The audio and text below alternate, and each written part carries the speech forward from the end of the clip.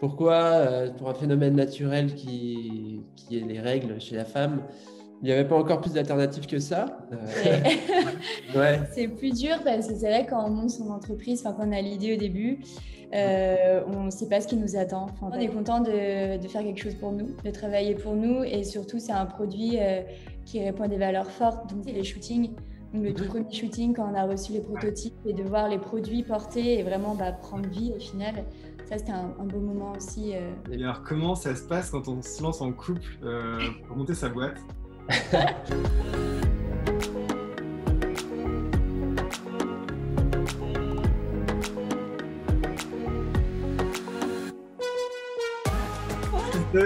Salut Didier et Maëla. Salut Antoine. Salut. Comment ça va tous les deux? Ça va Ça va super. super. Est-ce que vous pouvez vous présenter pour commencer, pour savoir qui vous êtes? Ouais, je laisse commencer. Allez, moi je m'appelle Teddy Catio, j'ai 31 ans, je suis breton, morbihanais. Du coup, voilà, je suis le cofondateur de La Minette Lingerie, la marque de culottes menstruelles bretonne. Ok, trop bien. Donc moi, je suis Maëla Vico, j'ai 24 ans, je suis également bretonne et je suis également du coup la cofondatrice de La Minette Lingerie. Trop bien. Et vous pouvez donc nous dire un petit peu ce que c'est que la Minette Lingerie du coup? Ouais, donc La Minette Lingerie, c'est une marque bretonne de culottes menstruelles. Et notre petite plus, c'est qu'on propose des culottes menstruelles à rayures en hommage à notre région. Trop bien, c'est une très très bonne idée ça. Et comment ça vous est venu cette idée de lancer cette marque de culottes menstruelles? Ça vient d'où? Eh bien, en 2018, on est parti faire un voyage d'un an en Nouvelle-Zélande. Et donc, un soir, dans notre petit van, Maëla a découvert un article qui parlait de la création d'un éventuel vaccin pour protéger du syndrome du choc toxique. Et du coup, on s'est questionné sur ça. On a eu un petit débat. C'est quoi exactement? Donc, Parce que voilà. je vois pas du tout ce que c'est. Alors, le syndrome du choc toxique, c'est un syndrome qui est lié à une mauvaise utilisation d'une protection hygiénique. D'accord. Donc, ça peut être lié à l'utilisation du tampon, mais aussi de la cup. Et donc, ce qu'il faut savoir, c'est qu'il ne faut pas garder une protection interne plus de 4 heures. Et donc, si la personne développe ce syndrome, donc c'est une certaine partie de la population qui peut avoir ce syndrome, en fait, ça peut être mortel, tout simplement. Ok. Et Voilà. du coup, vous êtes tombé sur cet article. Voilà, et du coup, le débat a été lancé. Moi, je ne connaissais pas forcément ce syndrome non plus. Et donc, on a discuté sur d'éventuelles alternatives. Et, moi, je me suis questionné en tant que com. Pourquoi, pour un phénomène naturel qui est les règles chez la femme, il n'y avait pas encore plus d'alternatives que ça. Il y a des milliers de marques de paires de chaussures ou de t-shirts, mais il n'y avait que 2 ou 3 solutions pour protéger la femme et l'aider pendant ce phénomène. Et donc, du coup, voilà, on s'est dit, ce serait bien d'intégrer, si ça n'existe pas, d'inventer une culotte en intégrant la protection à l'intérieur pour que ce soit lavable, réutilisable et puis surtout sain pour le corps, tout en étant écologique et économique. Donc, voilà, c'est parti de là l'idée. On a fait nos premières recherches sur Google et de là, on a vu que ça existait depuis 2014, une marque américaine, mais qu'il y avait seulement que 10 acteurs sur le marché. D'accord. Donc, voilà, ça nous a... Du coup, vous vous êtes dit, c'est go, on est parti. Mais vous avez commencé quand vous êtes rentré en France peut-être de voyage ou déjà avant?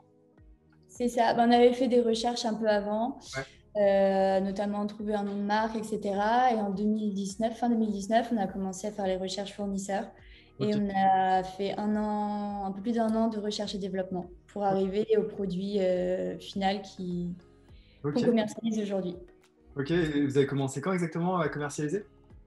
Et on a commencé à commercialiser en mars 2020. En fait, on a fait notre phase de lancement en mars 2020 sur Ulule. Ok, trop bien. Et ça a cartonné, j'imagine, sur Ulule? Ouais, ça a bien cartonné. On s'y attendait pas. On a vendu presque 3000 culottes en 1 mois. Ok. Ah ouais, c'est génial, félicitations, c'est trop bien. Merci.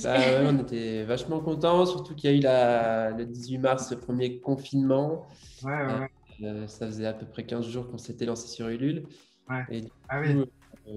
Du coup, bah voilà, on était confinés dans l'appartement, mais on suivait ça de très très près. Enfin, ça a bien fonctionné, donc ouais, c'est cool. Ouais, enfin, moi, ça a mis en... Enfin, l'avantage de faire une campagne participative, c'est que ça permet aussi de savoir s'il y a de l'engouement autour du projet, si le produit peut plaire et tout ça. Ok. Et donc, moi, ça permet de ne pas faire trop d'investissement de départ Ouais, ouais. et d'obtenir une trésorerie en amont qui peut être plus ou moins importante en fonction des préventes réalisées. Mais Et, ouais, c'est une bonne alternative. Ouais. est-ce que vous aviez été aidé par des organismes, des tiers pour la création de votre entreprise, justement? Alors, on a été aidé par un consultant en création d'entreprise. Mhm. Donc lui, il nous a aidé à faire tout ce qui est prévisionnel, il nous a aidé à faire notre choix de statut, Ok. entre autres. Et il nous a aidé à voir plus gros aussi pour le projet, parce que nous, c'est vrai qu'on le voyait plus petit que ça au début. Ouais. Et voilà, on a été aidé par cette personne. Et voilà. Et après, bah, c'est vrai on avait fait une demande de prêt à taux enfin, un Ouais, financement. zéro, ouais.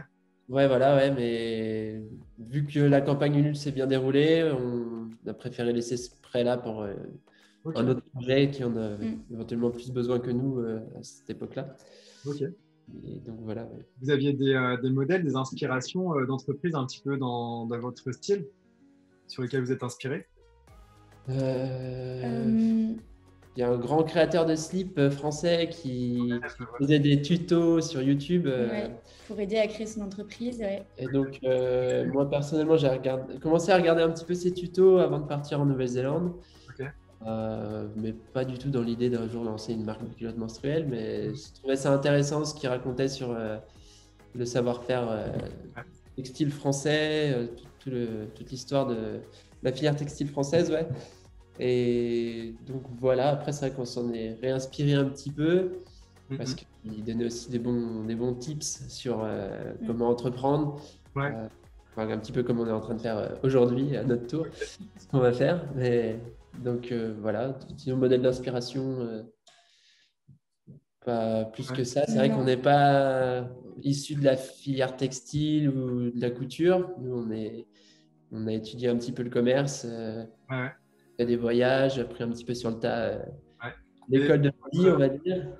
Et votre retour d'expérience après coup, justement, sur de votre des toutes premières réflexions jusqu'à aujourd'hui, où vous commencez vraiment à vous développer un peu, à vendre un petit peu, comment vous êtes au niveau de l'état d'esprit là? C'est comme vous imaginiez, c'est plus dur, c'est comment? C'est plus dur, moi je dirais. Ouais. C'est plus dur parce que c'est vrai quand on monte son entreprise, enfin quand on a l'idée au début, on ne sait pas ce qui nous attend, enfin pas Ouais, du tout. Toutes les montagnes qui nous attendent, enfin il y a toujours des problèmes à gérer. Enfin nous c'est ce qu'on se dit en fait, notre métier c'est vraiment de tout le temps gérer des problèmes. c'est Et clair. ça on le sait vraiment pas quand on commence, on est un peu Bah, on est dans tout le monde des excité, on se bisounours, dit ah, ouais c'est c'est trop ça. bien. Ouais, ouais. Et- et Mais putain, ouais. c'est plus dur, mais après, on est content de faire quelque chose pour nous, de travailler pour nous. Et surtout, c'est un produit qui répond à des valeurs fortes. Donc, on est très content de le faire malgré tout. Trop bien. Et là, vous êtes combien dans l'équipe? Vous êtes que tous les deux? Vous avez des stagiaires aussi, il me semble? Alors, on est deux et on a une stagiaire en ce moment. Ok. Et on va essayer de prendre une alternance à la rentrée. Ok, trop bien. Ah, parce que là, vu que vous êtes tous les deux, vous faites absolument tout de A à Z. On fait Voilà, c'est tout ça. et ça prend beaucoup de temps. Donc, Ouais. on va bien commencer à déléguer parce que ce sera plus efficace en plus. Ok. Pour les- Et question plus personnelle, vous avez entrepris tous les deux. Vous étiez en couple ou pas déjà? C'est ça, C'est ouais. ça. Et alors, comment ça se passe quand on se lance en couple pour monter sa boîte? Bah, c'est tout un cheminement. Déjà, ça a été une petite vie de couple en appartement. Après, ça a été 9 mois dans un minivan de 6 mètres carrés. Donc, soit ça passe, soit ça casse. Et du coup, bah, là, on a trouvé un projet qui était compatible, Mm. où on était compatibles tous les deux par rapport aux valeurs Ouais. que ça représentait. Et Vous êtes posé la question un petit peu avant de commencer tous les deux, j'imagine? Même pas? Non, pas en fait, c'est un forcément. peu lancé tête baissée sans se dire, Ouais. ouais, on est en couple, ça peut être dangereux. Et Mm. c'est vrai qu'avec le recul aujourd'hui, ça peut être compliqué, surtout que bah, voilà, on sait qu'un projet, ça prend beaucoup de place dans la vie Ouais. perso. on y pense tout le temps. Donc, on rentre chez nous. Vous arrivez à couper un petit peu, même le soir en rentrant à la maison parce que Là, ça va mieux. Ouais. Depuis peu, oui, parce qu'on a pris un local, donc on a séparé perso et pro. Mais pendant plus d'1 an, on a été en fait le local, c'était notre maison. Donc là, c'était très compliqué parce que dans le salon, on regardait la télé, on a le stock de culottes à côté de nous, donc voilà, on pense tout le temps. Et c'est vrai qu'avoir un local, ça nous aide vachement à faire la part des choses. Ouais. Donc depuis 2 mois, ouais, c'est quand même relativement mieux, même s'il y a des petits soucis internes, voilà, des trucs entrepreneurs. Mais on arrive mieux à faire la part des choses, à couper. C'est sûr que voilà, c'est l'avantage d'avoir le local et externaliser tout ça de la maison. C'était quoi justement, avec à nouveau cette prise de recul, les moments un petit peu plus durs et les moments justement où vous vous êtes dit ah ça c'est génial? Moment plus dur. Des choses inattendues peut-être aussi. Hein. L'inattendu, il y a quelque chose. Nous, c'est vrai qu'on est parti dans le e-commerce. Le truc le plus important dans le e-commerce, c'est d'avoir un très bon site marchand. Et c'est vrai qu'on a eu des petits soucis de dialogue et de communication avec nos développeurs. Donc, on a eu un premier développeur, il y a eu le Covid, il y a eu pas mal de choses. Il avait des soucis personnels aussi. C'était un freelance, c'était pas par une agence. Une question aussi de budget. Quand on se lance, on ne veut pas forcément faire confiance. Enfin, c'est pas qu'on ne veut pas faire confiance aux agences, mais c'est que c'est relativement plus cher pour développer un site. Et du coup, on a fait confiance aux 2-3 contacts qu'on avait autour de nous. Et finalement, c'est des délais qui sont beaucoup plus repoussés. Donc, c'est du stress. On se dit merde, on a le stock qui est arrivé, on n'a toujours pas le site. Pour vous, c'est vraiment. Le site, il est vraiment pas beau comparé à ce qu'on nous avait promis. Et du coup, ça, c'est beaucoup d'énergie, de données qui valent peut-être au final la différence de prix avec l'agence. Ça, c'est une bonne chose à savoir pour quelqu'un qui voudra se lancer comme vous. Tout à fait. Et le plus gros conseil qu'on a donné aujourd'hui sur ça, c'est vraiment d'établir, quand on veut développer son site web, d'établir un cahier des charges bien précis, de bien prendre le temps et du recul sur ce qu'on veut. Faire ses recherches, d'analyser plein de sites web, d'avoir un cahier des charges strict et précis, de faire signer les maquettes du site une fois qu'elles sont prêtes. Ça, c'est important. Donc, et surtout de ne pas avoir peur de mettre sur le cahier des charges des pénalités de retard si le site n'est pas livré à telle date.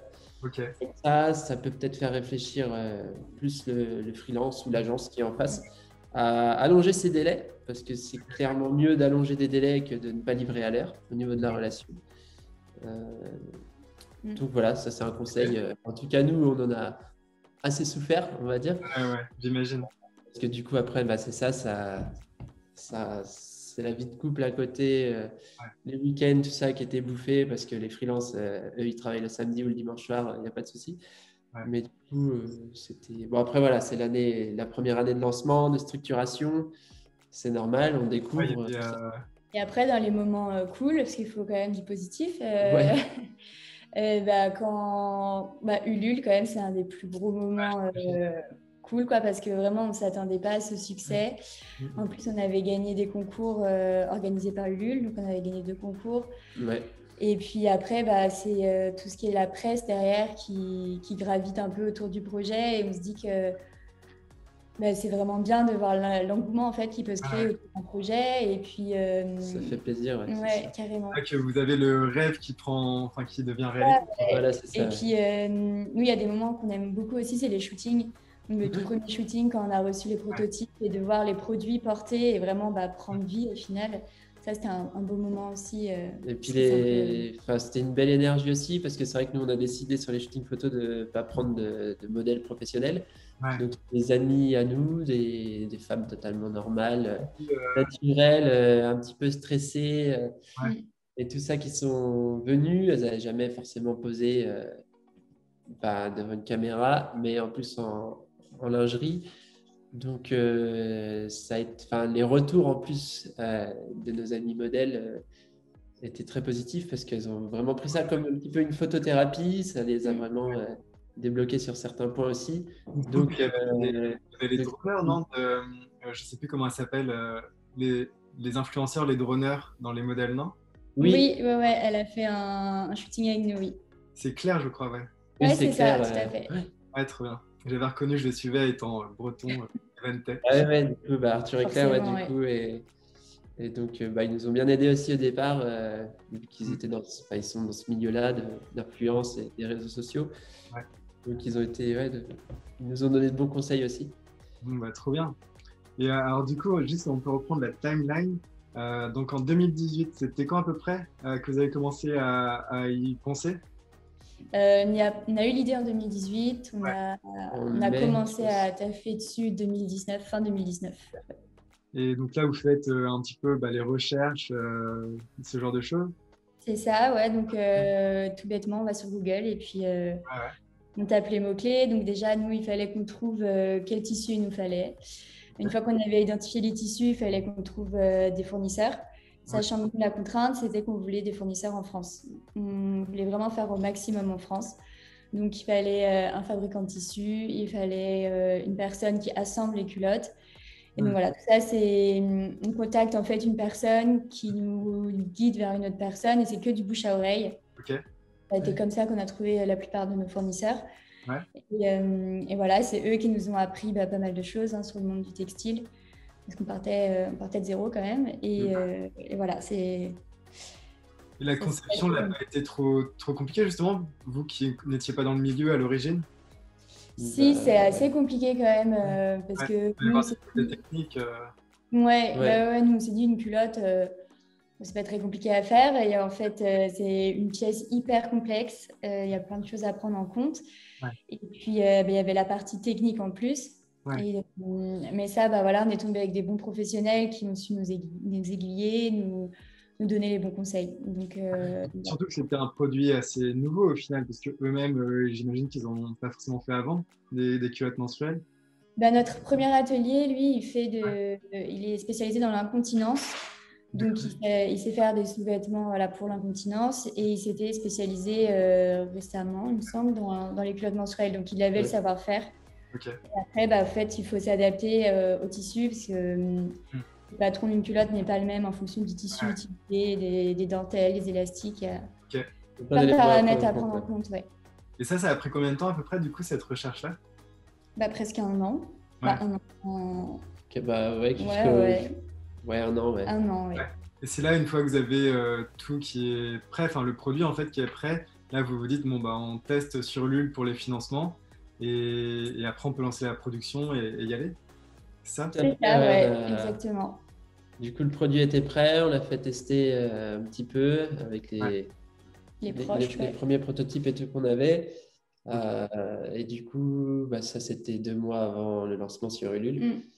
Donc ça a été assez vite et on a fait un shooting photo du coup avec les culottes qui étaient avec les bons tissus, on a terminé. Puis après on a lancé la campagne. Et au niveau du financement, à titre perso, vous deux, comment vous avez géré? Parce qu'en plus, juste avant, vous étiez déjà en voyage. Donc comment vous avez fait pour pouvoir en vivre, en fait, continuer de vivre à côté pendant le lancement En fait, on a travaillé en parallèle de la recherche du projet parce que on n'avait pas trop le choix. Donc, on a refait une saison d'été pendant un été justement au milieu de la recherche et développement, on va dire. On s'est fait une saison d'été à la montagne pour renflouer un petit peu les caisses et puis après cette saison-là, en fait, c'est là qu'on était un petit peu bloqué parce qu'on avait plus ou moins trouvé les tissus et tout ça. Et c'était plutôt sur le côté administratif où on avait du mal. C'est là qu'on a fait une formation chez Pôle emploi, du coup, après la saison. Retravailler dans l'Ouest, ça s'appelle. Du coup, c'est une formation de 10 jours où ils choisissaient des projets c'est eux qui ont voté pour les projets qu'ils voulaient soutenir. Ils ont bien aimé notre projet, donc on a eu la formation offerte. Et de cette formation, on a rencontré un des formateurs qui était consultant et du coup, on l'a recontacté. Et parce que c'est vrai qu'on était un petit peu bloqué sur tout ce qui était administratif. Il nous fallait quelqu'un qui nous pousse un petit peu pour passer ce côté on était un peu perdus. Et Ouais, du coup, normal. Mais du coup, c'est vrai que pendant la cagnotte, en fait, on ne travaillait pas et on a un peu fait le choix de tout miser sur le projet. Mm. En disant ça passe ou ça casse, mais c'est vrai que c'était un peu risqué parce que bah, voilà, si ça ne marchait pas, en fait, il fallait repartir de zéro. Ah, de toute manière, il faut prendre des risques hein, si vous voulez vous lancer. C'est ça, on s'est dit, il ne faut pas trop non plus se poser de questions, sinon on n'avance pas, on ne fait rien. Donc, Ça a on a marché, donc fait tant ça. mieux. Heureusement, ouais. Et vous avez pris, juste une question technique encore, vous avez pris quel statut finalement? On est en SARL, sous Ok. les conseils de notre consultant. Mm. Donc voilà. Et vous payez pas encore, j'imagine, peut-être, non? Si, Ok. depuis début d'année, Ok. on se paye. Après, voilà, c'est pas un non petit plus, peu, quoi. Ouais, ça pas non marche. plus la folie, sachant qu'on est deux en plus. Mais voilà. Ok, trop bien. Et bah, maintenant, est-ce que vous avez des conseils pour les personnes qui voudraient se lancer, celles qui hésitent, qui ne savent pas trop comment s'y prendre, un peu comme vous en fait à l'époque, qu'est-ce que vous leur diriez? Moi, je dirais déjà de croire en son projet, c'est Ouais. important. C'est un des plus gros points. Et surtout de ne pas hésiter à contacter d'autres porteurs de projets. Mhm. C'est vrai qu'on ne l'a pas beaucoup fait, Mhm. mais avec le recul, on se dit qu'on aurait dû le faire, même demander des conseils sur des professionnels parce que bah, c'est des personnes en qui il faut avoir confiance pour confier une partie de son projet, notamment par exemple un site internet ou autre. Donc Mhm. vraiment, ne pas hésiter à demander des conseils. Ouais. Et puis, comme on disait avant, bien formaliser les choses pour que tout soit clair et qu'il n'y ait pas de porte ouverte aux erreurs. Voilà. Ouais. Ok. Et du coup, ouais, bah, sinon, ça va bien structurer son projet et puis pas hésiter non plus, ouais, c'est ça, à parler avec les copains, à Ouais. prendre du temps aussi pour soi, Ouais. surtout pas forcément se dire je veux monter un projet demain, Mhm. c'est pas possible. Ouais, Il c'est faut, clair. il faut un peu de temps, je pense que en fait, c'est constant, c'est toujours en évolution, donc Mm. Et puis surtout pas s'arrêter au premier obstacle parce que c'est vrai que l'entrepreneuriat c'est un peu ça, c'est des montagnes russes tout le temps et c'est vrai que des fois ça peut être décourageant, on se dit mais je vais jamais y arriver, mais le lendemain il y a toujours un truc ou Ouais. la semaine d'après qui fait que c'est mieux et c'est vrai qu'il faut pas s'arrêter au premier obstacle, mais c'est vrai que c'est difficile, surtout si on est seul, on a la chance d'être deux donc ça nous aide aussi donc, hmm, Ah ouais, trop ouais. bien. Et est-ce que vous avez un mot de la fin à rajouter? euh, Vivez vos rêves, Clairement, clairement. Ok, très bien. soyez heureux et positif et voilà. Bah, merci à tous les deux. Merci à toi. Bah, merci beaucoup. Ouais.